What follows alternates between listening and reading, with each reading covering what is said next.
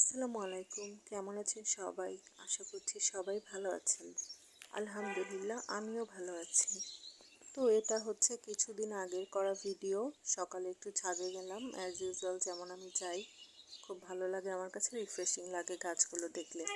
দেখতেই পাচ্ছেন আমাদের যে বোম্বাই মরিচের গাছগুলো ছিল সবগুলো কিন্তু পেকে গিয়েছে। তো খুবই সুন্দর লাগছে। আর এখানে দেখুন মাশাআল্লাহ বেগুনও ধরেছে, আমরা কিন্তু এই বেগুন দিয়ে বেগুনি বানিয়ে খাই। আর এখানে আমার কাঠগোলাপের একটি গাছ আছে, এটা আমি বড় হওয়ার জন্য ছাদে রেখে দিই। যখন ফুল হয়ে যায় তখন আমি বারান্দায় এনে সাজিয়ে রাখি। তো এরপর রান্নাবাড়ে চলে গেলাম। তো রান্না করেছিলাম হচ্ছে এখানে আলু আর করলা ভাজি, অল্প করে করলা ভাজি করে নিচ্ছিলাম।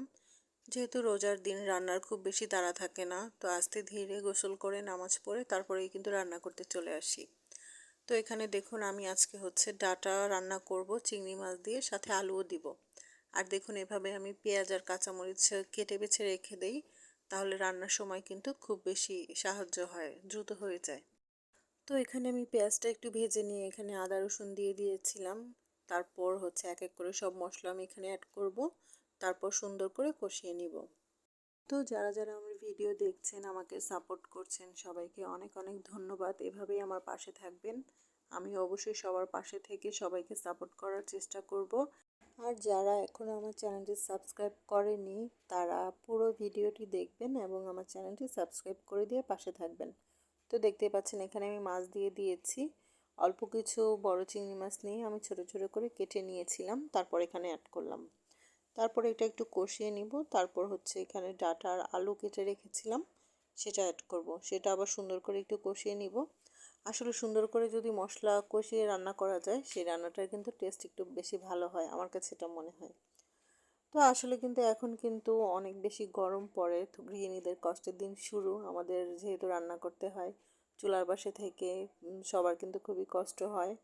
সবাই চেষ্টা করবেন বেশি বেশি করে পানি খাওয়ার জন্য ইফতার শেষে।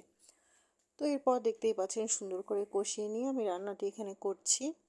তারপর সুন্দর করে কষানো হয়ে গেলে আমি এখানে পরিমাণ মতো পানি অ্যাড করে দিলাম। এরপর ঢাকনা দিয়ে ঢেকে অনেকক্ষণ রান্না করলাম। এই তো রান্না কিন্তু এখানে শেষ। তো দেখতেই পাচ্ছেন আমার রান্না এখানে শেষ। এরপর সন্ধ্যায় আমি হচ্ছে চা বানাবো। আমি কিন্তু এই গুঁড়া দুধটা আর এই চা পাতাটা হচ্ছে আমি মানে চা বানানোর জন্য ব্যবহার করে থাকি।